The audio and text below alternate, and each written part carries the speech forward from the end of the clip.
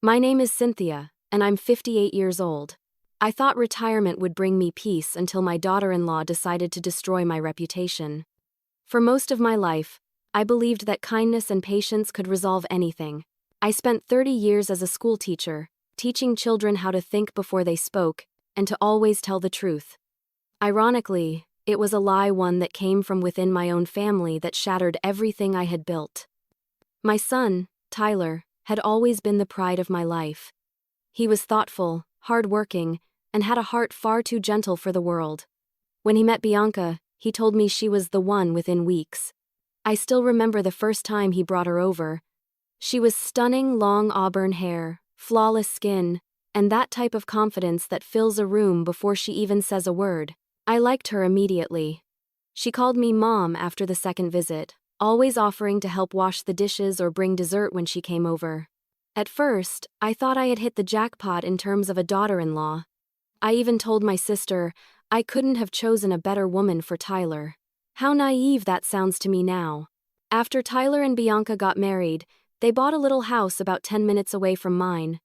I was so happy knowing they were close, and I often dropped off food or helped with their gardening. But after about 6 months, Bianca began to change. The warmth in her tone faded. The invitations to dinner became less frequent. When I called, she often said she was too busy.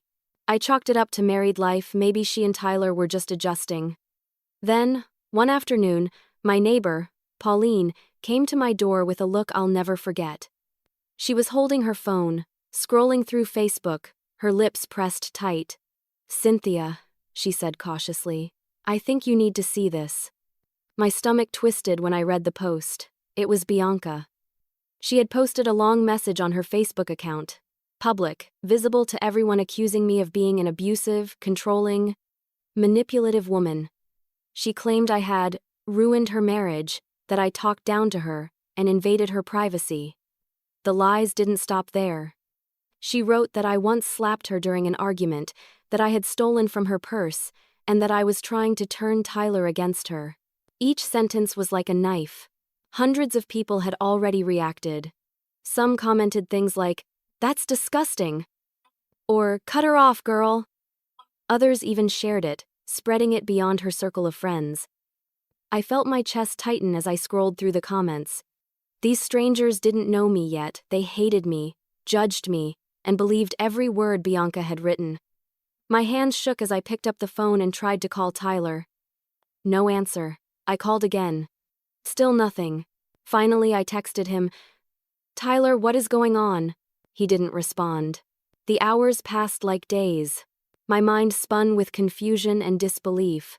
Why would she do this? What had I done to deserve it? I had been nothing but kind to her.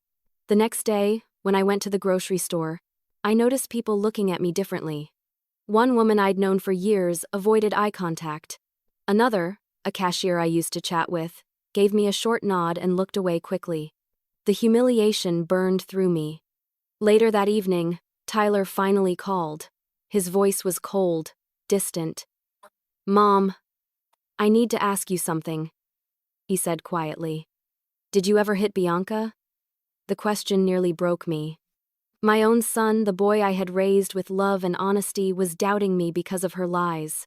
I told him the truth, swore on my life that I had never laid a hand on her. He was silent for a long time before saying, "I don't know what to believe right now." Then he hung up. That night, I sat alone in the living room, staring at old family photos. The same son who used to bring me handmade Mother's Day cards now questioned my integrity. I cried until my body ached. Over the following days, things got worse.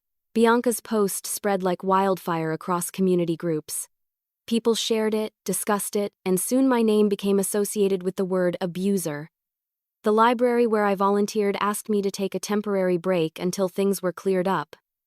Cleared up? How could I clear up something that wasn't even real? I tried reaching Bianca, desperate for an explanation. She ignored every call and message. I even drove to their house once. But Tyler didn't open the door. I could see the curtains move, though someone was there, choosing to shut me out. I stopped leaving my house for a while. Every time I checked my phone, there were new comments, new rumors. I felt trapped inside a nightmare. I deleted my social media accounts, hoping it would stop the torment, but it didn't. People still whispered, still looked at me differently. One afternoon, Pauline stopped by again and said softly, "I'm so sorry this is happening to you, Cynthia. People are cruel online." She hugged me, but even that felt empty. Nothing could comfort me anymore. I began losing sleep, replaying everything in my head.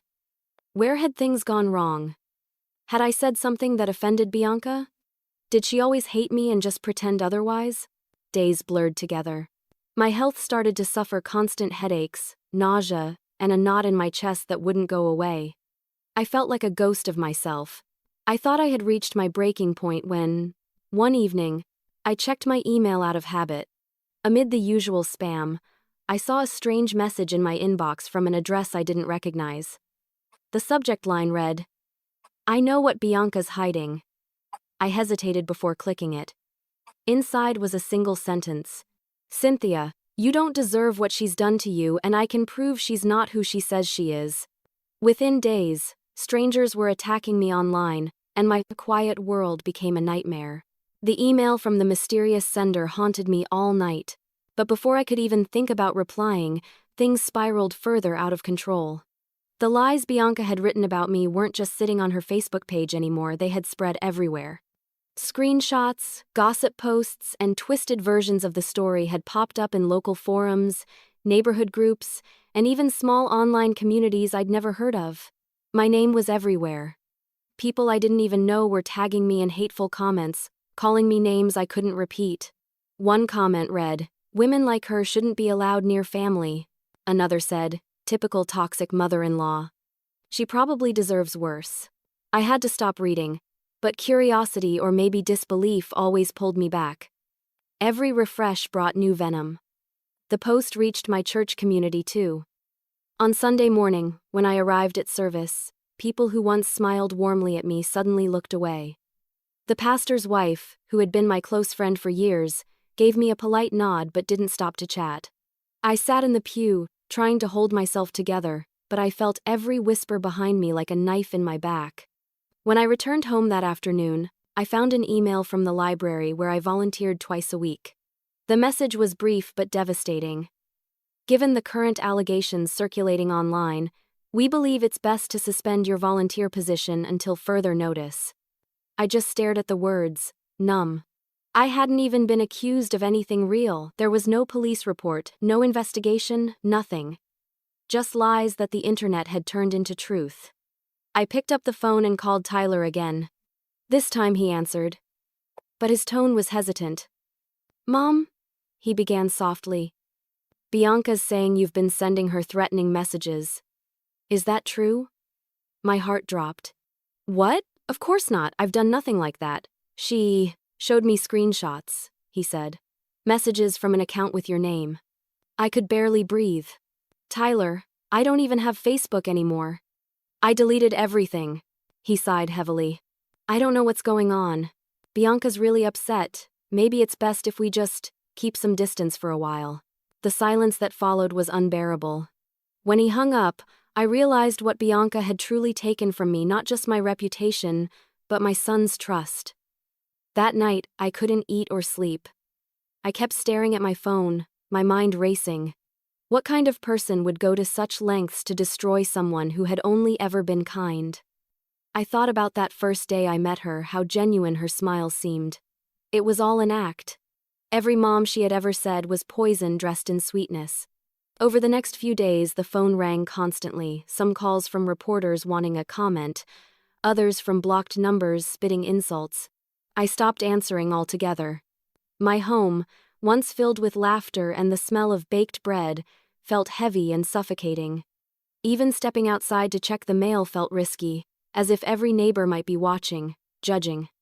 I thought about deleting my email and cutting off all communication, but that mysterious message from the unknown sender lingered in my mind. "I know what Bianca's hiding."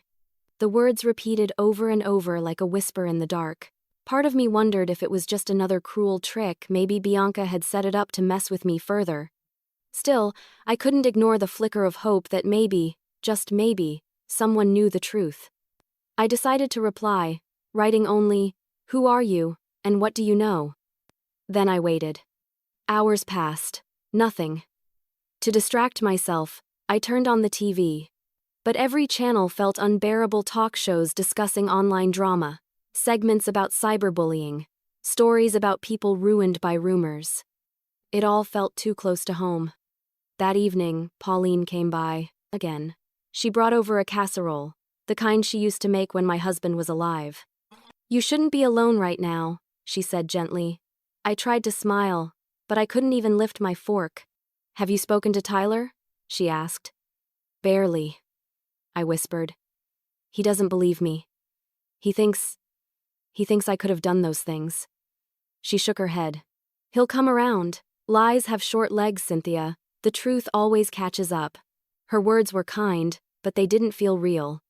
Lies, in my experience, seemed to run faster than truth ever could. After Pauline left, I sat in silence. I thought about all the children I had taught over the years. All the times I'd warned them about spreading rumors. You can't take words back once they're out. I never imagined I'd be living that lesson on such a brutal scale.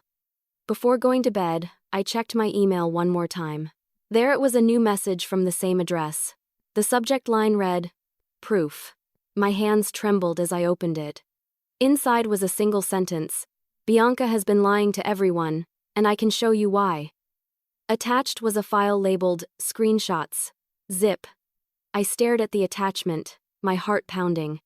Every instinct told me not to open it. It could be dangerous, a virus, or worse. But the curiosity was unbearable.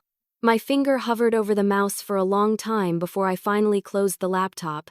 I couldn't do it yet. Not until I knew I was ready for whatever truth was waiting inside. As I sat in bed, staring into the dark, I realized something. I was no longer just a victim of lies. I was being pulled into something much deeper, something that might finally reveal who Bianca really was. And deep down, I knew that if I opened that file, nothing about my life would ever be the same again. The message read, "Cynthia, I know what Bianca's hiding. You deserve to know the truth." I stared at the screen, my pulse thundering in my ears. The words didn't seem real. Who was this person, and how did they know Bianca's name? My first thought was that it was another cruel prank, maybe someone from Bianca's circle trying to make me look even worse. But curiosity, and maybe desperation, got the better of me. I took a deep breath and replied, "Who are you? Why are you contacting me?" Minutes passed. Then, another message appeared. "You can call me Nexus. I'm not your enemy, Cynthia. I came across information about Bianca while investigating something else. I couldn't ignore what I found." That name Nexus sounded so strange, almost unreal. I didn't know if this person was male or female, or even if they were real. For all I knew, it could have been Bianca herself, trying to bait me. But Nexus attached a single screenshot to the message. Against my better judgment, I opened it. The screenshot showed a private message thread, Bianca's name and profile picture right at the top. The messages were unmistakably hers, filled with venom. She was mocking me, calling me pathetic, claiming she had finally taught the old hag a lesson. My breath caught in my throat. I scrolled further down and read another message she had sent to someone. "I'll make her so hated that even her son won't believe her. That'll break her." I couldn't stop shaking. This wasn't just casual gossip, it was deliberate, calculated. Another email from Nexus followed almost immediately. "I told you, she's not who she pretends to be, and this isn't all. Do you want to see more?" I hesitated before typing a simple, "yes." Over the next hour, Nexus sent file after file: screenshots, deleted posts, even voice notes Bianca had sent to someone named Kara. In one of the voice messages, Bianca laughed about how easily she could manipulate Tyler, saying, "He's too soft. If I cry, he believes anything I say." Every word made my stomach turn. The woman I had once welcomed into my home was a stranger, worse, a predator feeding off manipulation and sympathy. I asked Nexus how they had gotten access to this. They replied, "She's been careless online. I run security audits for a living." Her data trail is wide open, multiple fake accounts, duplicate email addresses, and deleted profiles that link back to her. I didn't know what to think. Was it even legal to have this kind of information? I didn't want to get involved in anything criminal. But Nexus seemed to sense my hesitation. "I'm not hacking for money," they wrote. "I'm doing this because Bianca's done this before. You're not her first victim." That line froze me. "What do you mean?" I typed back quickly. Nexus responded with another message. 2 years ago, she worked at a small marketing firm. She ruined her coworker's reputation after a personal falling out. Spread lies, doctored messages, even got the woman fired. It's the same pattern: gain trust, twist the truth, destroy whoever threatens her control. I sat in silence for several minutes, just staring at the screen. My mind was racing, replaying every moment I had spent with Bianca, every smile, every polite gesture. None of it was real. She'd studied me, learned how to earn my trust, and then turned me into her next target. I finally typed, "Why are you helping me?" There was a pause before the response came. "Because I saw what she did to someone else, and I can't let her do it again. I'm not doing this for you, Cynthia. I'm doing it because I know how it feels to be destroyed by lies." That message hit differently. I could feel the weight behind the words. Whoever Nexus was, they weren't just some hacker chasing thrills, they understood pain, the kind that came from betrayal. I asked if there was proof that Bianca had done this before. A few minutes later, another file appeared, a news article about a workplace scandal. The name in the article wasn't Bianca's, but the woman's photo looked eerily similar. Different hairstyle, new name, but the same face. The story described an employee accused of harassing a coworker online. The article mentioned that the accuser's story fell apart under investigation. I leaned back in my chair, trying to process it all. Bianca had reinvented herself after that, changed her name, moved towns, met Tyler, started over. My heart ached for my son. He had no idea who he'd really married. "Why me?" I typed. "Why target me now?" Nexus replied, "Because you're the easiest piece to move off the board. Once you're gone, she has total control over Tyler. You were the obstacle." That explanation hit like a punch to the gut. I was nothing more than a pawn in Bianca's game, collateral damage in her quest to manipulate my son. Before ending the chat, Nexus sent one last message: "Don't confront her yet, there's more you need to see. If you push her now, she'll destroy evidence and play the victim again." I wanted to argue, but they were right. Bianca had already proven how dangerous she could be when cornered. I needed to be smart. As the night dragged on, I couldn't stop staring at my laptop screen. My reflection in the dark glass looked like that of a stranger, pale, tired, and hollow-eyed. I closed my computer and whispered to myself, "What are you, Bianca?" I didn't know it yet, but Nexus had only scratched the surface, and the next revelation would make me question everything I thought I knew about my family. The hacker revealed a version of Bianca that no one else knew existed. After that night, I couldn't think about anything else. Nexus had shown me enough to prove Bianca wasn't the person she pretended to be, but there was a deeper unease gnawing at me. If she had already destroyed someone else before, what else was she capable of? The next morning, I received another email from Nexus. The subject line read, "Phase 2. Inside was a message that said, "You're about to see who she really is." Attached was a folder named Bianca, alt accounts. I hesitated before opening it, but curiosity won again. Inside were screenshots of multiple social media profiles, all with different names but the same pictures of Bianca, sometimes altered with filters or cropped differently. Nexus had traced IP addresses and timestamps linking every single one to her home network. It was irrefutable. Bianca was running at least 7 fake accounts online. Each account served a purpose. One was dedicated to spreading gossip in local community groups, another to harassing specific people anonymously. One of them had even posted several comments under my old Facebook photos, pretending to be a concerned friend warning others about me. The sickest part? She was pretending to be a victim from my abuse, using her fake accounts to reinforce her original lies. Nexus wrote, She's built an entire echo chamber, a web of digital masks. This isn't just personal, it's pathological. Reading that made my stomach churn. Bianca wasn't just lying, she was orchestrating. She was controlling narratives like a puppeteer. I couldn't help but think about how she'd smiled at me over Sunday dinners, complimented my cooking, called me the sweetest mother-in-law ever. How could someone live such a double life without cracking? I asked Nexus how they had found all this information. I follow data patterns, they replied. Bianca uses the same grammar, punctuation, and time habits across accounts. She's predictable. The deeper I went into the evidence, the more disturbing it became. Nexus showed me posts from one of Bianca's secret accounts where she bragged about making people pay. In one post, she wrote, "They always underestimate me. I'll ruin them before they even know what hit them." The words made my hands shake. It wasn't about anger or misunderstanding, it was power.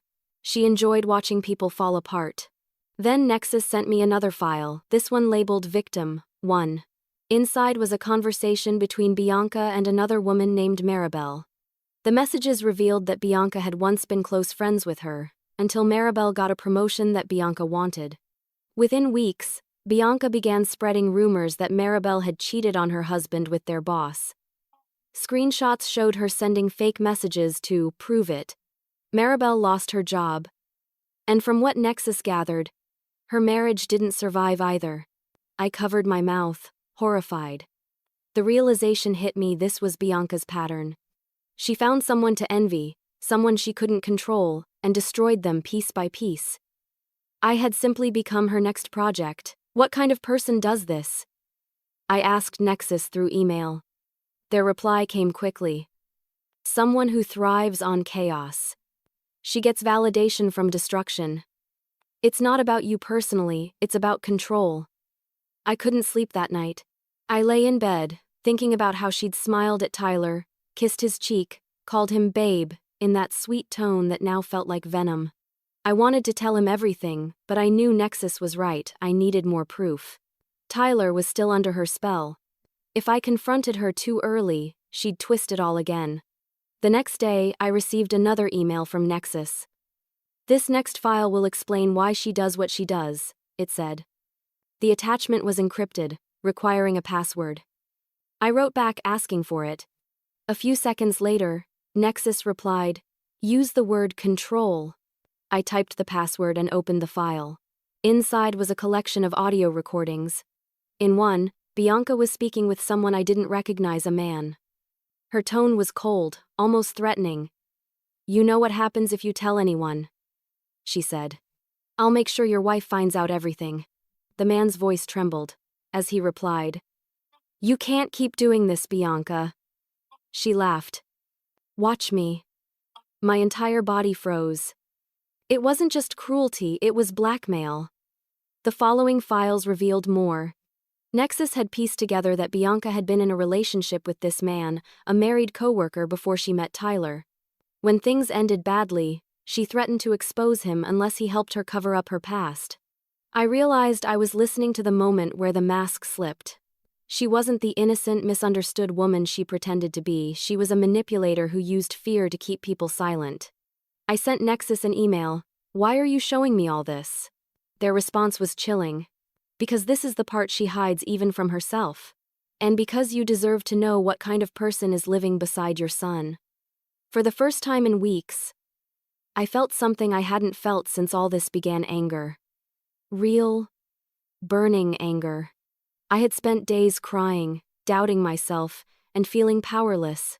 But now, as I sat staring at Bianca's web of lies, I realized I wasn't helpless anymore. I decided to save every file, every message, and every recording Nexus sent me.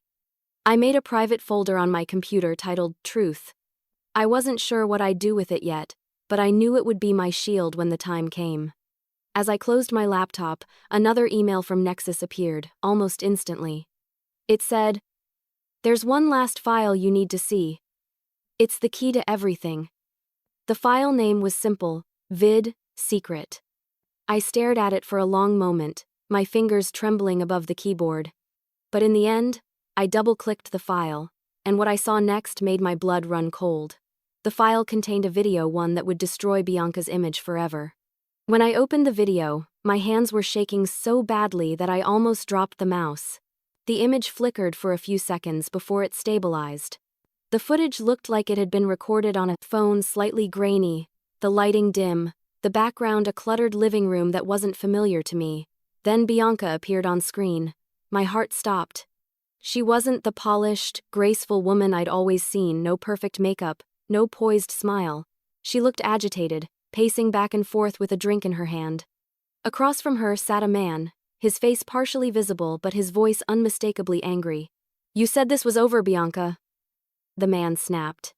"You promised me you'd stop." Bianca spun around, her voice sharp. "It is over if you keep your mouth shut. But if you open it, I'll make sure your wife finds out about everything." My breath caught. This was her ex, the same man Nexus had mentioned, the married coworker. He stood up and shouted, "You're insane! You can't keep blackmailing people." She laughed coldly. "Watch me. Do you think anyone will believe you? I can make people believe whatever I want. I always have." I froze, the words echoing in my ears. I can make people believe whatever I want. It was the truest thing she'd ever said. As the video continued, Bianca's voice lowered, but her expression grew darker. "If you try to ruin me, I'll ruin you first. I have messages, photos, everything. Don't forget what I'm capable of." The man muttered something under his breath before leaving the frame. Bianca stared after him, then turned toward the phone camera. She must have forgotten it was recording because she sighed and said, "God, people are so stupid." She picked up the phone, and the video abruptly ended. For a few seconds, I couldn't move. The reality of what I'd just seen pressed down on me like a weight. Bianca wasn't just manipulative, she was dangerous. Then Nexus sent another email. "Now you understand." I typed back with trembling fingers, "Where did you get this?" Their response was brief. From the same man in the video. He reached out to me after she tried to destroy his life, too. "You're not her first victim, Cynthia. You're just the one she underestimated." That message sent chills down my spine. I realized that this mysterious hacker wasn't some random intruder, they were part of the same tangled web Bianca had built and broken. Nexus had seen firsthand what she was capable of. I sat back in my chair, rubbing my temples, trying to process everything. I couldn't keep this to myself anymore. Tyler had to know the truth, he needed to see who he had married. But part of me hesitated. I pictured his face the last time I saw him, the doubt in his eyes when he asked if I'd hit Bianca. He was fragile, torn between the woman he loved and the mother who raised him. I couldn't just dump this on him without warning. Still, the thought of Bianca living under the same roof with my son, manipulating him like she had me, made me sick. I knew I had no choice. That evening, I printed a few of the screenshots Nexus had sent me and copied the video onto a flash drive. I didn't want to send it electronically, too risky. Instead, I decided to deliver it in person. The next morning, I drove to Tyler's house. My heart pounded as I sat in the driveway. I hadn't been there since before the lies began. The curtains were drawn, the house unnervingly quiet. I took a deep breath and walked up to the door. Tyler answered after a few moments. He looked exhausted, dark circles under his eyes, hair messy, clothes wrinkled. "Mom," he said flatly, as if unsure whether to hug me or shut the door. "Tyler," I said, my voice barely above a whisper. "Please." He hesitated, then stepped aside. I walked in. The tension so thick it was hard to breathe. We sat in the living room, and I handed him the flash drive. "Just watch it," I said. "After you do, if you still think I'm lying, I'll leave and never bring this up again." He sighed, but agreed. He plugged it into his laptop and pressed play. As the video rolled, I watched his face shift from confusion to disbelief to horror. When Bianca said the words, "I can make people believe whatever I want," he paused it and just stared at the screen. "Where did this come from?" he asked quietly. "I have a friend who found it," I said. "Someone who knows what she's done before." He rubbed his face with both hands, his voice trembling. She told me that guy was stalking her, that he threatened her. She made me block him on everything. She lied, Tyler, I said softly. She's been lying since the beginning. He didn't respond. For a long time, he just sat there, staring at the paused frame of Bianca's smirking face. Then he unplugged the flash drive and handed it back to me. I need time to process this, he said, standing up abruptly. Don't do anything yet, Mom. Please. I'll handle it. I wanted to say more, to hold him, to comfort him, but I knew this was a storm he needed to face on his own. When I got back home, I sat in silence, staring out the window. The wind rattled the trees outside, and for a fleeting moment, I thought about how peaceful life had been just months ago. Before Bianca. Before all of this. Then my phone buzzed a text from Tyler. I watched it again. You were right. I'm going to confront her tonight. I closed my eyes, my heart pounding. I had no idea what would happen next, but I knew one thing for certain. Once Tyler confronted Bianca, there would be no going back for any of us. When I showed Tyler the video, his face went pale. Even though I had expected some kind of reaction, I wasn't prepared for the devastation that followed. Tyler had always been level-headed, the kind of man who thought carefully before reacting, but after he saw the proof of who Bianca truly was, something in him broke. The morning after I'd given him the flash drive, I woke to a text. From him, I can't sleep, I feel sick, I don't know who she is anymore. Those words hit me harder than I expected. For a moment, I thought about calling him, but I stopped myself. He needed to process it alone. Around noon, he showed up at my door unannounced. His clothes were wrinkled, his hair uncombed, and his eyes red and tired. He looked like a man who hadn't slept in days. Without saying a word, he walked past me and sat on the couch. Mom, he said finally, his voice hollow. I confronted her last night. My heart clenched. What happened? He rubbed his face with both hands, sighing. At first, she denied everything. Said the video was fake, that someone had edited it to make her look bad. But when I told her I recognized the voice of that man, she just froze. I sat across from him, afraid to interrupt. Then, he continued. She tried to cry. She said she'd done all those things because she thought I was slipping away from her, that she was scared I'd love you more than her. His voice cracked on the last words. I could see the pain on his face, the heartbreak of realizing that the woman he married was a stranger. She told me she only wanted to teach you a lesson, he said bitterly. That you were always judging her and she wanted you to know how it felt to be powerless. My chest tightened. Tyler, I know, he interrupted, his voice trembling. I know that now. But, Mom, she made it sound so believable before. She twisted everything. Every time you tried to help us, she said you were interfering. Every gift you gave us, she claimed you were trying to control us, and I believed her. Tears filled my eyes, but I forced myself to stay calm. You're not to blame, sweetheart. She manipulated you. That's what she does. He nodded slowly. I told her I was leaving. I packed a bag and walked out. She screamed at me, said she'd destroy me if I ever told anyone the truth. I didn't care. I couldn't stay there another minute. My son, my only child, was broken, and it was all because of her. I made him some tea, though I knew he wouldn't drink it. He sat there, staring at the floor, lost in thought. What are you going to do now? I asked softly. I don't know, he said. Part of me wants to expose her. Another part just wants to disappear and never hear her name again. He looked up at me, his eyes glistening. Mom, thank you for not giving up on me. I can't believe I doubted you. That was all it took. The tears I'd been holding back for weeks finally came. I reached for his hand, and we just sat there in silence, crying together. Later that evening, he said he needed to go back to the house to grab the rest of his things. I offered to go with him, but he refused. It's something I need to do myself, he said. I watched from the window as he drove away, a sinking feeling in my gut that something bad was coming. Hours passed. No text, no call. I paced the living room, glancing at the clock every few minutes. The silence of the house was unbearable. Finally, sometime after midnight, I heard the sound of tires on gravel. I ran to the window.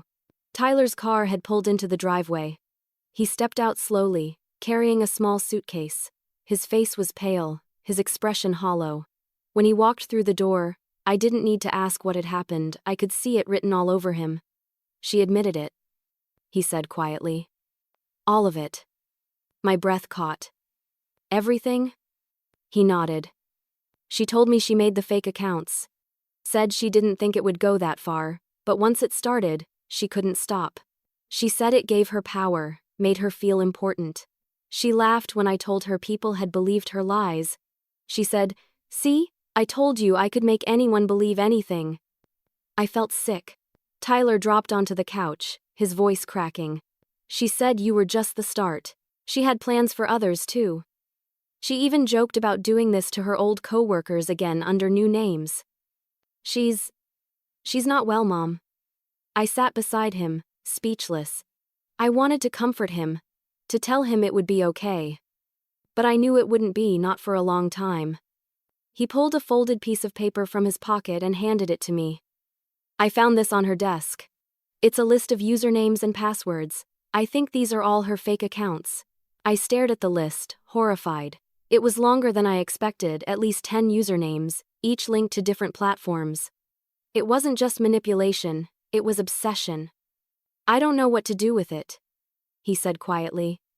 "Part of me wants to give it to the police, but I don't even know what laws she's broken. Lying online isn't always a crime." "Maybe not," I said, "but destroying lives is, and she's done it more than once." He nodded slowly, rubbing his temples. "I can't go back there, Mom. I can't even look at her again." "You don't have to," I said firmly. "You're safe here." For the first time in weeks, Tyler leaned into me like he did when he was a child. I held him close, stroking his hair, whispering that we'd figure it out together. Eventually, he fell asleep on the couch, completely drained. I covered him with a blanket and stood watching him, the man who was once my little boy, now broken by the woman he thought he loved. As I turned off the lights and walked toward my room, my phone buzzed on the counter.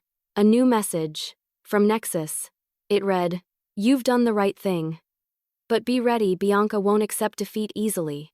And as I read those words, I knew the storm wasn't over yet, it was only changing shape.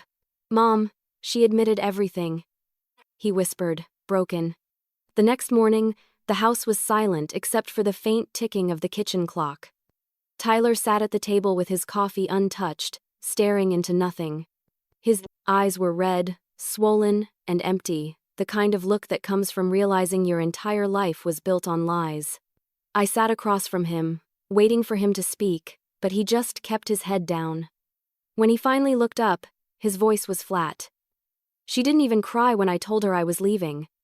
She just smirked, like she'd already planned for it." I felt a chill run through me. "What do you mean?"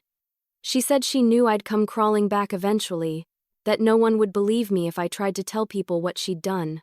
He gave a bitter laugh. "She even said, 'I'm better at lies than you are at truth.'" I clenched my fists under the table. "She's trying to scare you, Tyler. That's what she does. You've already taken back control by walking away." He nodded weakly. But I could tell he didn't believe it yet. I packed what I could and left. She tried to block the door, but I pushed past her. When I looked back, she was recording me with her phone, yelling that I was attacking her. The anger in my chest burned so hot I thought I might explode. "She's documenting fake evidence again," I said through gritted teeth. "She wants to twist the story before you can." "Exactly," he said. "I didn't touch her, Mom. But I know how this works. She'll edit that video to make it look like I did." He dropped his face into his hands. I could see his shoulders trembling. For the first time, I truly saw the damage she had done, not just to me, but to him. She had taken his confidence, his peace, his ability to trust. "Tyler," I said gently, "we'll get through this. You're safe here. You have proof now, and the truth will come out. It always does." He gave me a weak smile, but his eyes were full of pain. "You always say that, Mom. I want to believe it this time." For a long while, we sat in silence. The morning light filtered through the curtains, and the world outside looked calm painfully. calm compared to the chaos that had consumed our lives. Later that day, I convinced Tyler to rest. I cleaned up the kitchen quietly, trying to give him space. But I couldn't stop thinking about Bianca. Every time I closed my eyes, I saw her smug face in that video, the way she smiled as if she were invincible. That night, Tyler's phone buzzed on the coffee table. He was asleep, so I picked it up to check who it was, Bianca. The message preview said, "You think you've won, but everyone will hear my side soon." My heart sank. I didn't open it. Instead, I turned the phone face down and whispered to myself, "Not this time." By morning, her side had arrived. When I turned on my computer, I saw it plastered all over social media again, a new post from Bianca. This time, she claimed Tyler was emotionally abusive, that he had forced her into silence, and that I was his partner in cruelty. She even uploaded a heavily edited clip of the confrontation, the one he'd mentioned. In the video, Tyler looked angry, his voice raised, and she had conveniently cut it right before he walked away. The captions read, "Proof of my husband's abuse." My blood boiled. I couldn't believe her audacity. The internet once again erupted with comments. Strangers rallied to her defense, praising her bravery for speaking out. Tyler hadn't even seen it yet. When he woke up, I showed him. He watched the video, jaw tight, shaking his head in disbelief. "She's faster than I thought," he muttered. "She's desperate," I said. "She knows she's losing control." He stood up, pacing the room. "What do we do now? If I say anything, it'll just feed her. If I stay quiet, people will think she's right." Before I could respond, my laptop pinged a new email. My heart skipped a beat when I saw the sender, Nexus. The message read, "It's time to end this properly. Don't respond to her. Let me help you expose the truth, the right way." Attached was a single file labeled Plan Justice, PDF. I looked at Tyler. "It's from Nexus." He frowned. "The hacker?" "Yes. The one who found the video." He hesitated, unsure whether to trust this mysterious person again. "Do you think it's safe?" "I don't know," I admitted. "But so far everything they've said has been true." I opened the file. Inside was a detailed breakdown of a plan how to gather Bianca's online accounts, verify her fake profiles, and post the evidence publicly from multiple anonymous sources at the same time. Nexus had even written, "If this gets traced back to us, it won't," I said. "Nexus knows what they're doing. And maybe it's time she faces real consequences." He looked at me, torn between fear and relief. "You really think this will stop her?" I met his eyes. "I think it's the only thing that can." For the first time in a long time, I saw something flicker in his expression, determination. He nodded slowly. "Then let's do it. I'm tired of being her victim." We sat down together, reviewing Nexus's plan carefully, step by step. Each detail was precise. We would let her lies unravel themselves in front of the same audience that once worshipped her. As I closed the laptop, a strange calm settled over me. I wasn't scared anymore. Not of her lies, not of what people might say. Because this time, the truth wasn't just going to come out, it was going to burn her empire of deceit to the ground. And as I looked at Tyler's exhausted but determined face, I knew the next move would change everything for both of us. Nexus wanted to bring Bianca down using her own tools, the internet. That night, I sat at the kitchen table with my laptop open, the glow from the screen, painting my face in cold blue light. Tyler sat across from me, still in the same clothes he'd worn for days, a mix of exhaustion and quiet anger on his face. On the screen was Nexus's message, their plan to expose Bianca. Every detail was meticulous, precise, almost surgical. The first step was to compile all of Bianca's fake accounts, every alias, every piece of evidence that tied her back to them. The list Tyler had found on her desk made that easy. The second step was to gather timestamps and IP records, all of which Nexus said they could trace. The third and final step? Release everything at once, through multiple anonymous channels, so she couldn't delete or discredit it fast enough. At first, Tyler hesitated. "Mom, are we sure about this? We're about to do the same thing she did, use the internet to destroy someone." I shook my head. No, we're not destroying her, Tyler. We're just letting the truth out. The difference is we have facts, not lies. He didn't argue after that. He just nodded grimly and started working beside me. For the next few hours, we followed Nexus's instructions to the letter. They sent us encrypted links to upload screenshots, voice notes, the video and logs showing how Bianca's accounts connected to her devices. Every detail was checked and verified. It was unsettling how thorough Nexus was, almost as if they'd been preparing for this moment long before we came into the picture. At one point, Tyler looked at me and said quietly, "Do you ever wonder who Nexus really is? What if they're not doing this just for us?" "I've wondered that," I admitted. "But they haven't asked for anything. No money, no favors. I think they just want justice." "Or revenge," he muttered. I didn't respond. Deep down, I suspected he was right. Nexus wasn't motivated by righteousness. There was bitterness in their words, an old wound that hadn't healed. But whatever their reason, we shared the same goal now. By midnight, everything was ready. Nexus sent one final instruction. "When I say go, the truth goes live everywhere. Sit tight and watch." I couldn't sleep.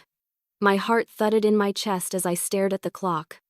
1:27 a.m.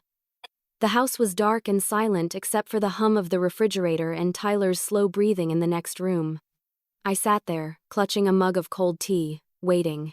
At exactly 2 a.m., my phone buzzed a message from Nexus. Go. Within minutes, it began. Across multiple community groups, social media platforms, and even local gossip pages, anonymous users began posting screenshots, recordings, and video clips exposing Bianca's deception. Each post was factual, time-stamped, and backed by undeniable proof. Her old messages about me, the cruel jokes, the fabricated accusations were paired with the video of her threatening her ex and admitting to manipulation. The fake accounts she had used to comment under her own posts were revealed one by one. The reaction was immediate. People who had once cheered for her began turning on her in real time. Comments flooded in, "Wait, this can't be real?" Followed by, "She faked everything?" And then, "I can't believe I defended her." Within an hour, Bianca's social media presence began to collapse. She tried to post a statement denying it all, but the replies came in like waves, drowning her in the very ocean she had created. I watched from my laptop, my heart racing. The same digital space that had once been filled with hate toward me was now echoing with apologies. Messages poured into my inbox from neighbors, friends, even strangers. "I'm so sorry for what you went through. We were wrong. No one deserves what she did." Tyler stood beside me, his hands on the back of my chair, staring at the screen. "It's working," he whispered. I nodded slowly, unable to speak. Watching it unfold was surreal. The woman, who had built her reputation on deceit, was being dismantled by the truth publicly, brutally, and irreversibly. By morning, it wasn't just local gossip anymore. Small online news outlets had picked up the story. Headlines read, "Viral post exposed as elaborate lie woman behind fake accounts revealed." The comments were merciless. People she had manipulated now demanded accountability. Sponsors she had worked with online cut ties. Her name became synonymous with deceit. But even in the midst of justice, I felt a strange ache in my chest. I didn't feel triumphant. Just exhausted. I hadn't wanted to destroy her, I'd only wanted peace. Yet as I watched the chaos unfold, I realized that peace might finally come at the price of silence. Tyler looked at me. "Are you okay?" I took a deep breath. "I don't know. I thought I'd feel relieved, but I just feel empty." He nodded. "She did this to herself, Mom. You didn't force her hand, you just showed people the truth." I wanted to believe that. And yet, a small voice inside me whispered that people like Bianca never disappear quietly. She'd built her life on manipulation, she wouldn't stop now. Later that afternoon, as Tyler dozed off on the couch, I refreshed one of the community pages. Bianca hadn't posted anything for hours. Her profiles were either locked or deleted. I thought maybe she had finally accepted defeat. But just as I began to close my laptop, a new message popped up from Nexus. It read, "It's done. But don't let your guard down. People like her always find a way back." I stared at those words, a chill creeping down my spine. Because somewhere deep inside, I knew Nexus was right and Bianca wasn't finished with me yet. Bianca didn't disappear quietly, she came for me in person. It had been 3 days since the exposure. The internet had turned completely against her. Every trace of her false virtue had been ripped apart by the evidence. Nexus released. For the first time in months, I could open my social media without dread. My inbox was flooded with apologies, old friends, neighbors, even people from the church. They all said the same thing. "We're sorry we believed her." But despite the sympathy, I couldn't relax. There was a tension in the air I couldn't shake, like waiting for a storm to break. Tyler tried to comfort me, insisting that Bianca was probably hiding, too embarrassed to show her face, but I knew her better than that. Embarrassment wasn't an emotion Bianca understood. Anger, yes. Revenge, definitely. But shame? Never. The warning from Nexus still echoed in my head. Don't let your guard down. On the 4th evening, as the sun sank behind the trees and shadows lengthened across my front yard, there was a knock at the door. It wasn't polite, it was sharp, insistent. My stomach dropped before I even looked through the peephole. It was her. Bianca stood on my porch, her hair disheveled, her eyes wild. Gone was the perfect image she always curated online. This was a woman unraveling makeup streaked, voice trembling with rage even before she spoke. "Open the door, Cynthia!" she shouted, pounding her fist against it. I froze. Tyler wasn't home, he'd gone to pick up a few things from his apartment. My heart thudded so loudly I could barely hear her next words. "I know you did this," she screamed. "You and that hacker freak, you ruined me." Part of me wanted to stay silent, pretend I wasn't there. But another part, the one that had been humiliated, slandered, and shamed, had finally had enough. I opened the door just a few inches, keeping the chain lock in place. "Go home, Bianca," I said firmly. "You've done enough damage." She laughed a harsh, broken sound. "You think this is over? You think people will just forget what you did to me?" I met her gaze without flinching. "What you did to yourself, you mean? Everyone knows the truth now." Her face twisted. "The truth? You call that truth? You paid someone to hack me. That's a crime, Cynthia. You and your precious son will go to jail for this." I didn't respond. She was shaking, her words tumbling out faster and faster, desperation bleeding through every syllable. "You don't understand what you've done," she hissed. "You took my life from me. My friends, my job, my reputation. Do you have any idea what it's like to wake up and see everyone calling you a monster?" "Yes," I said quietly. "I do." That stopped her. For a brief second, she faltered, maybe realizing I'd already lived through the same thing, courtesy of her. "You wanted to destroy me, Bianca," I said. "But all you did was expose who you really are." Her expression hardened again. "You think you've won," she said through gritted teeth. "But you haven't. People forget. They move on. And when they do, I'll rebuild. I always do." There was no remorse in her eyes. No sign of accountability. Just a simmering hatred. "I'm not going to argue with you," I said, stepping back. "Leave now, or I'll call the police." She took a step closer to the door, lowering her voice. "You think they'll help you? You think you're safe? You have no idea who you're dealing with." I slammed the door shut and locked it. My hands were trembling so badly I could barely hold my phone. I called Tyler immediately, telling him not to come home for at least an hour. He wanted to rush over, but I insisted I was fine. For the next 30 minutes, I sat on the couch. Every sound amplified the creak of the floorboards, the hum of the refrigerator, the faint wind outside. Finally, the headlights of a car flashed across the window, and I realized Bianca was gone. When Tyler came home, I told him everything. He was furious. "That's it. I'm getting a restraining order," he said. "She's crossed the line." The next morning we went to the police. They took our statements and filed a report. The officer recognized Bianca's name instantly, apparently. Several people had already filed complaints about her online harassment and fraud. That made me both relieved and saddened. I wasn't the only one she had hurt. As we left the station, Tyler said quietly, "Do you think she'll actually stop now?" I looked at him, unsure. People like her don't stop, Tyler. They pause when it benefits them. But one day she'll find someone else to hurt. He nodded, grimly accepting the truth neither of us wanted to face. Later that night, when the house was quiet, I checked my email again. Another message from Nexus was waiting. The subject line read, "It's over." The message itself was short. "You're safe now, Cynthia. The police have enough to keep her in check. Others have come forward. She won't be able to rebuild this time. You can rest." I sat staring at the screen, tears welling in my eyes. It was the first time anyone had told me I was safe, and for once, I almost believed it.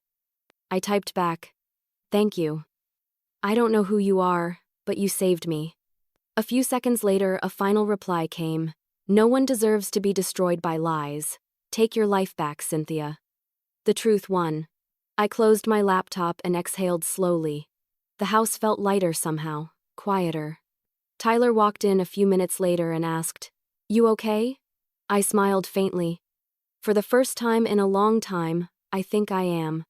Because after months of fear, humiliation, and betrayal, I finally had my peace back, and Bianca's darkness no longer had a hold on me. The storm had passed, but I was left picking up the pieces of my reputation. When the chaos finally settled, I expected to feel triumphant, vindicated, even. Instead, I felt strangely hollow. My name had been cleared, but the damage lingered like smoke after a fire. The library reinstated me within a week. The church community welcomed me back with cautious smiles, and my neighbors once again waved from their porches. On the surface, everything looked the same, but I wasn't the same woman anymore. Tyler stayed with me for a while after Bianca's confrontation. He said it was for my safety, but I knew he needed the comfort too. The nights were still restless for both of us. He would sometimes jolt awake, muttering her name, his face drenched in sweat. I'd hear him pacing the hallway, whispering, "How did I not see it?" to himself. I never tried to answer that question. I had asked myself the same one countless times. As the days passed, the noise around Bianca began to fade.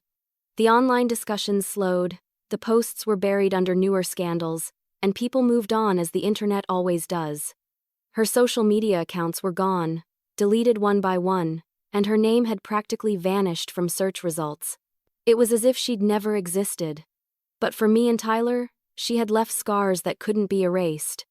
One evening, as we sat on the porch watching the sunset, he said quietly, "I can't believe I was married to someone like that." "She fooled everyone," I said. "You loved her. That's not something to be ashamed of." He looked down at his hands. "I feel like I don't know how to trust anyone anymore." I reached over and placed my hand on his. "You will, in time. Trust isn't about never being hurt, it's about choosing to believe that not everyone will hurt you." He smiled faintly, though his eyes stayed distant. "You always know what to say." I smiled back, but deep down I wasn't sure I believed my own words. Trust felt fragile now, like glass I was afraid to touch. A week later, the police called to let us know that Bianca had left town. She hadn't been charged, but multiple reports from others she had targeted meant she was being monitored. The officer assured us she wouldn't contact us again. When I hung up the phone, I felt a weight lift from my chest. It was over. Really over. Still, I couldn't stop thinking about Nexus. They had vanished the moment the dust settled, no more messages, no signs of contact. I checked the email thread one last time, only to find their account deleted. Whoever they were, they'd stepped in, burned down a web of lies, and disappeared like smoke. I sometimes wondered if Nexus was one of Bianca's earlier victims, maybe even that married coworker in the video. There was a heaviness in their tone, a personal understanding of her cruelty. But whoever they were, I would never be able to thank them in person. A few weeks later, life started to regain some normal rhythm. I went back to volunteering, and people treated me with newfound respect as if surviving public humiliation had turned me into some sort of symbol of resilience. Even strangers approached me, whispering, "You handled it with grace." I nodded and smiled, though inside, I felt anything but graceful. The truth was, I had lost my peace, my privacy, and nearly my relationship with my son. But maybe, in losing so much, I had found something stronger, a kind of quiet resolve. One afternoon, I decided to clean out the folder on my computer labeled Truth. I hovered my cursor over it for several seconds before clicking delete. Watching those files disappear felt symbolic, like closing a painful chapter I no longer needed to reread. Tyler walked in as I shut the laptop. "What are you doing?" "Letting go," I said softly. "The evidence did its job. I don't need it anymore." He smiled faintly. "You're stronger than I am. I don't think I could delete it." "Strength isn't about holding on," I said. "Sometimes it's about choosing not to carry what's already too heavy." For the first time since everything began, I slept through the night without waking up in panic. The air in the house felt lighter, and even the morning light seemed softer, gentler. But peace, I realized, didn't mean forgetting. It meant learning how to exist without fear. I started attending support groups for people who'd been defamed or falsely accused online. Listening to others' stories helped me heal. Some were teachers, some business owners, even teenagers, all crushed by lies that spread faster than truth. In those meetings, I saw pieces of myself reflected in every face. When it was my turn to speak, I said, "The internet destroyed my life once, but it also gave me a second chance." Because when the lies were exposed, I learned the most powerful thing in the world is not revenge, it's truth. The room fell quiet. Then, someone started clapping. In that moment, I understood that my pain wasn't meaningless. I had survived something meant to destroy me. And now, my story might help someone else survive too. And as I walked out of that meeting into the crisp evening air, I finally believed what I'd been too afraid to admit: the worst was behind me, and my life was truly mine again. Tyler and I had to rebuild trust, one honest conversation at a time. In the weeks following Bianca's disappearance, the house began to feel like a home again. For the first time in months, laughter returned to the kitchen, even if only in small doses. Tyler stayed with me longer than he'd planned, claiming it was temporary. But I knew he wasn't ready to be alone yet. I didn't mind. Having him home brought back a warmth I'd missed deeply. Each morning, we'd share breakfast in quiet companionship. Sometimes, he'd tell me about new job prospects or plans to visit old friends, trying to sound enthusiastic. But beneath his words, I could still hear the hesitation, the caution of someone who had learned not to trust too easily. One afternoon, as we sat on the porch sipping tea, he broke the silence.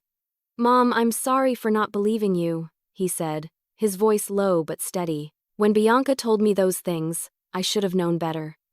You've never been anything but good to me." I looked at him, my heart aching at the guilt in his tone. "You loved her, Tyler.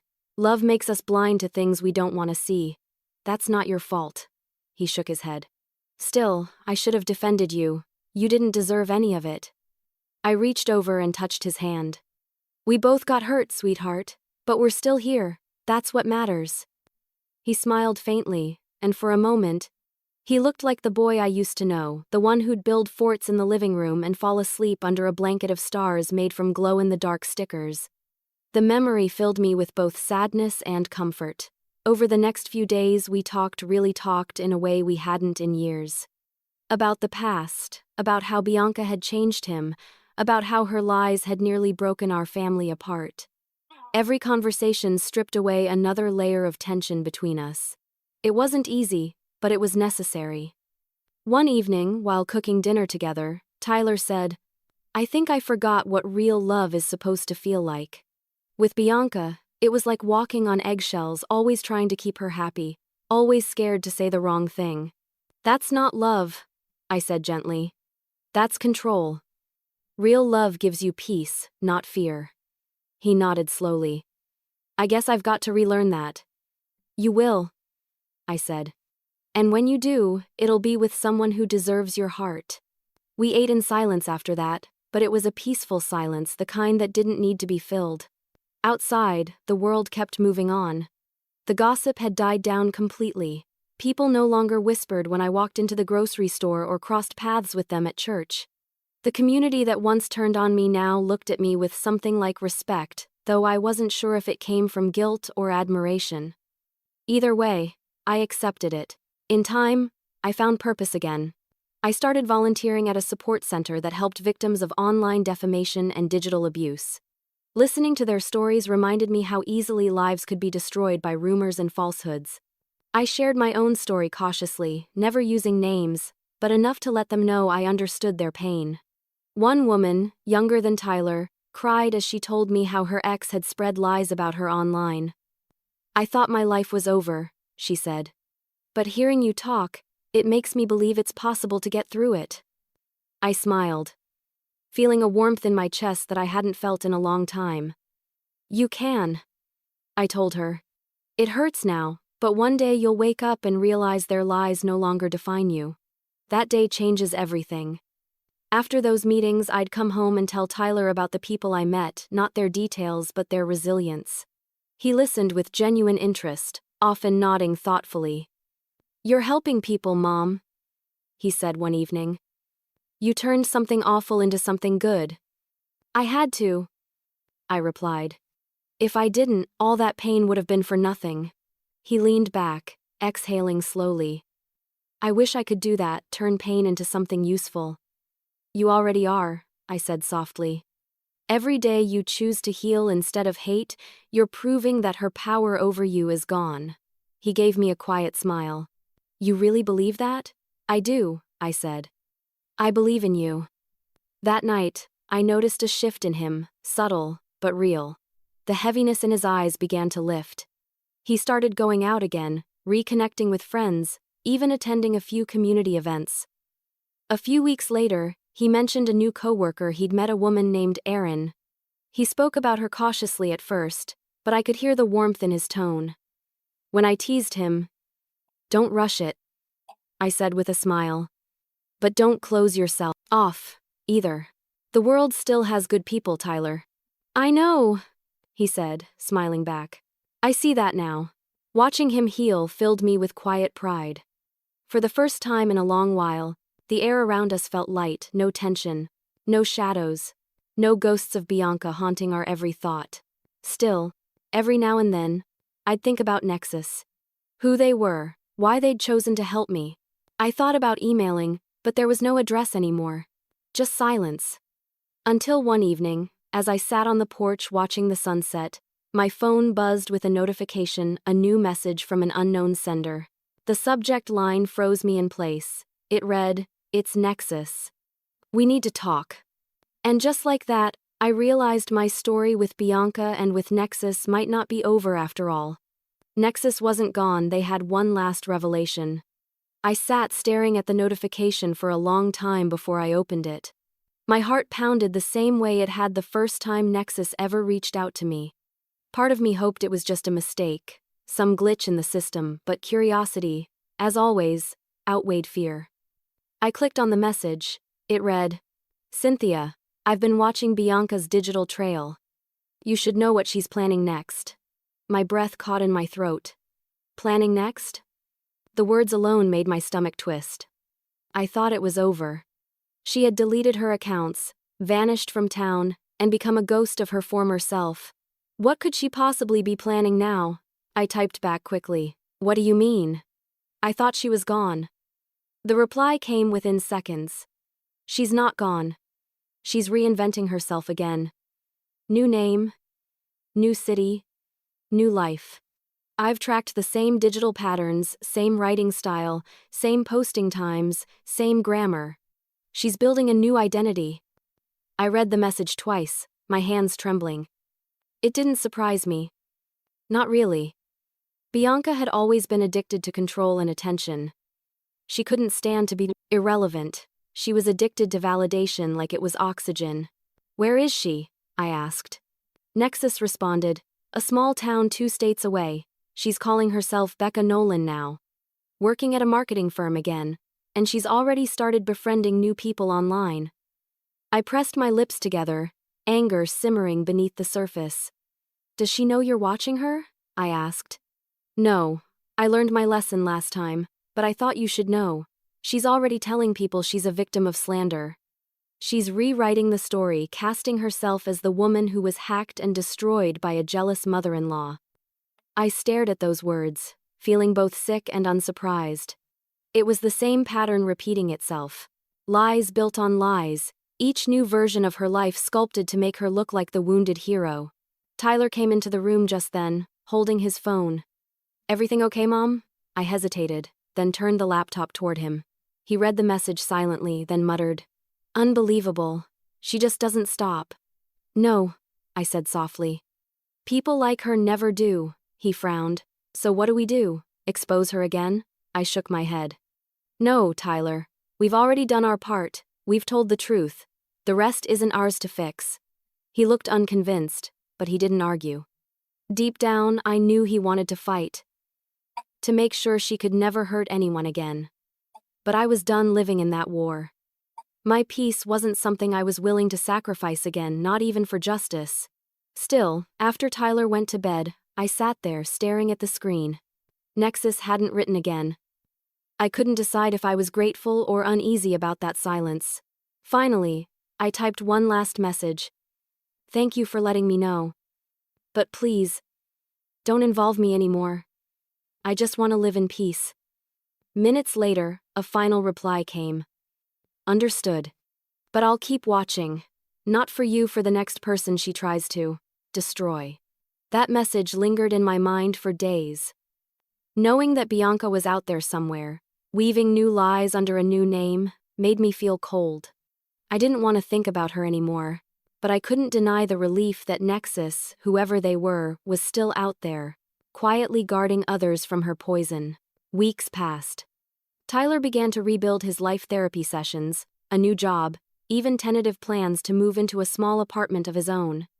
I was proud of him, though I knew part of him still carried the weight of what she'd done. Trauma doesn't disappear overnight. It settles quietly into the corners of your heart. One evening, while folding laundry, I got another email not from Nexus but from an unknown woman. The subject line read, You don't know me, but I think we have a connection. Curiosity got the better of me again. The message said, My name is Natalie.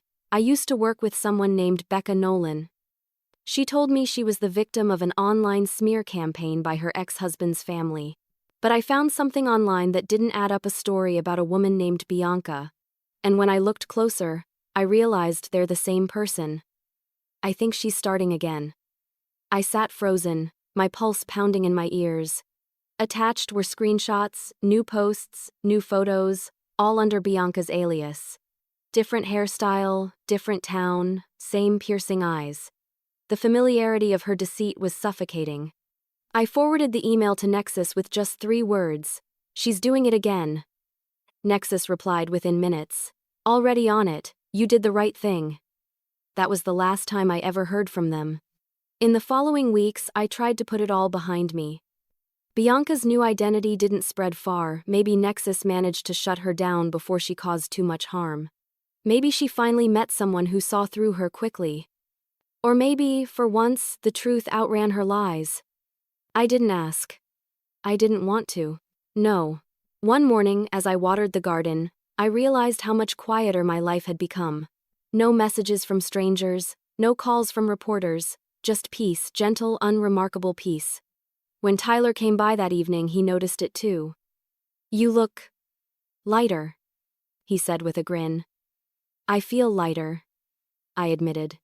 For the first time, I'm not waiting for the next disaster. He smiled. Then it's finally over. I looked out the window at the fading sunset and nodded. Yes, for us it is. Inside, I knew Nexus was still out there somewhere. Watching from the shadows, protecting others from the kind of destruction I had barely survived. And while I might never meet them, I silently whispered a thank you into the quiet air. Because after everything I'd lost my peace, my dignity, my son's trust, the truth had finally given me something back, the chance to live freely again. Peace, I learned. Isn't the absence of chaos, it's the strength to rise after it. Months passed without a single message from Nexus or a trace of Bianca's name appearing anywhere online. The silence that once terrified me had become comforting. My days fell into a simple rhythm, mornings spent in the garden, afternoons volunteering, evenings cooking dinner for Tyler when he stopped by. For the first time in what felt like years, life felt normal again. But it wasn't the same kind of normal I'd had before Bianca. This was something new, quieter, more deliberate, more grateful.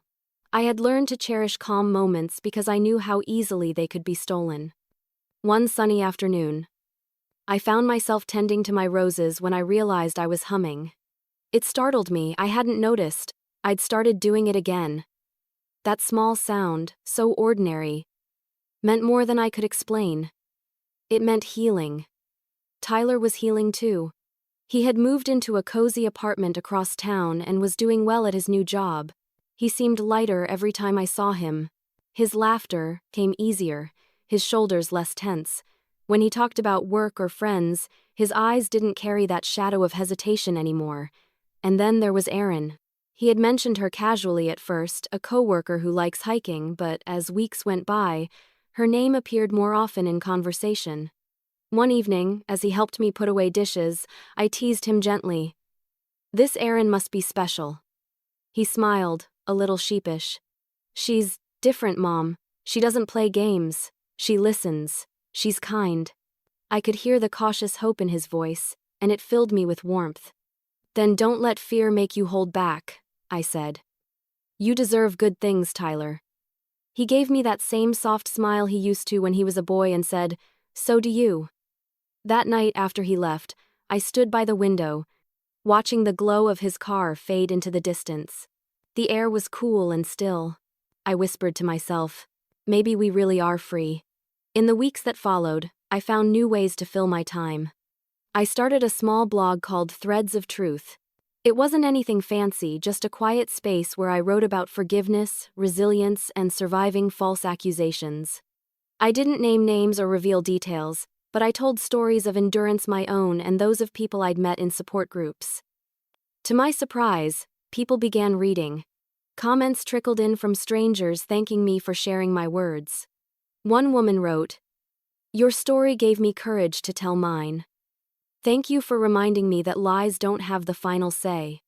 I sat staring at her comment for a long time, tears in my eyes. It was the first time I realized something profound. Maybe the pain I had endured wasn't meant to end with me. Maybe I was supposed to turn it into something that helped others find their own way out of the dark. As the weeks went on, Threads of Truth grew quietly but steadily. I began receiving emails from people all over the country, sharing stories, teachers, nurses, small business owners, all victims of online lies or manipulation. Their messages were heartbreaking but also hopeful. Many of them said the same thing. "You made me feel less alone. I found purpose in that. Healing even." Sometimes late at night, I'd reread the first post I ever wrote, the one about standing up for yourself when the world turns against you. I'd think back to the nights I'd cried myself to sleep, convinced my life was over. And then I'd look at where I was now, alive, peaceful, even happy, and I'd whisper, "You made it, Cynthia. You survived." Every once in a while, I still thought about Bianca. Not with hatred, but with a strange sort of pity. I wondered if she had truly started over somewhere far away, or if she was still running from the truth that would always catch up to her. Either way, she no longer haunted me. Her name no longer made my heart race. She had become just another chapter in a book I'd finally finished reading. One crisp autumn evening, I sat on the porch, wrapped in a blanket, sipping tea as the wind rustled the leaves. Tyler called to say he and Erin were planning to visit for dinner the following weekend. His voice was full of light, the kind of light that had once been extinguished by lies but was now burning bright again. After we hung up, I closed my eyes and breathed deeply. The air smelled of earth and fading roses. The world was quiet, the sky streaked with gold and violet. For the first time in years, there was no fear in my heart, no shadow hovering behind my thoughts. Just peace. Little did I know, that peace and my humble little blog would soon draw attention I never expected. Months later, My story was shared online not as gossip but as hope. It started innocently enough. I had been writing on threads of truth for nearly 6 months, posting once or twice a week, never thinking much of it beyond helping a few readers find comfort.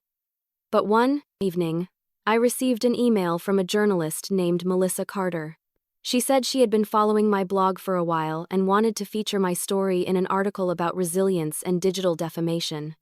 Her email was kind and respectful, nothing sensational. She wrote, "I believe your journey could inspire thousands of people who feel voiceless. Would you be open to sharing it?" At first, I hesitated. The idea of going public again terrified me. I had spent so long trying to disappear from the chaos that the thought of stepping back into the public eye felt almost reckless. But as I reread her message, something in me shifted. This wasn't about defending myself anymore, it was about giving hope to others who had been silenced. So, I agreed. Over the next week, Melissa and I spoke several times. She asked thoughtful questions, never pushing too hard, never prying where I wasn't ready to go. I told her about Bianca, not by name of course, and how her lies had nearly destroyed my life. I told her about Nexus, the mysterious stranger who had helped expose the truth, and about the painful process of rebuilding my life and my relationship with Tyler. When the article was published, it was titled, "The Mother-in-Law Who Fought Back with Grace." I nearly cried when I saw the headline. For so long, I had been painted as a villain. Now, for the first time, I was being seen as human. The story spread faster than I ever imagined. Within a few days, it had been shared thousands of times across social media. People commented things like, "I remember when something similar happened to me," and "This gives me hope that the truth can still win in a world full of lies." My inbox overflowed with messages from strangers, reporters, even old colleagues who reached out after years of silence. One message stood out. It was from a young woman who wrote, "I was about to give up on clearing my name, but after reading your story, I decided to keep fighting. Thank you." I sat in front of my computer, tears streaming down my face. For so long, my name had been a symbol of shame and scandal. Now, it was becoming something else, a symbol of survival. Tyler came over that evening, grinning from ear to ear. "You're famous, Mom," he joked. "Your story's everywhere." I laughed softly, shaking my head. "I don't want fame, Tyler. I just want peace." He smiled. "I think you've earned both." We sat down and read through some of the comments together. One in particular caught my eye. It said, "I wish more people like Cynthia would share their stories. Maybe then we'd stop believing everything we read online." That line stayed with me. It wasn't about revenge anymore, it was about awareness. Maybe, in some strange way, the pain Bianca caused had turned into something powerful. A few days later, Melissa called again. "Cynthia, your story has resonated with so many people. We're getting requests from TV stations and podcasts. Would you consider speaking publicly about your experience?" I was stunned. "I'm not sure I'm ready for that," I admitted. "That's okay," she said gently. "Even if you never do, you've already made an impact." After we hung up, I sat in silence for a while. The old version of me, the frightened woman hiding from gossip and lies, would have been terrified of all this attention. But the woman I had become understood something deeper. When you've survived public humiliation, fear loses its power over you. The next weekend, Tyler and Aaron came for dinner. It was the first time I'd met her, and she was exactly as kind as he'd described. Gentle eyes, soft voice, and a sincerity that was impossible to fake.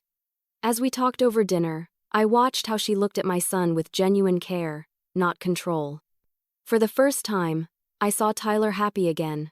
When they left, Aaron hugged me and whispered, "You raised a good man." As I watched their car drive away, a single tear slipped down my cheek. It wasn't sadness. It was relief, the kind that comes when life finally feels safe again. That night, before going to bed, I checked threads of truth one last time. My latest post had hundreds of comments, people from all over the world sharing their own stories of survival. And at the very top, there was a message from an anonymous user.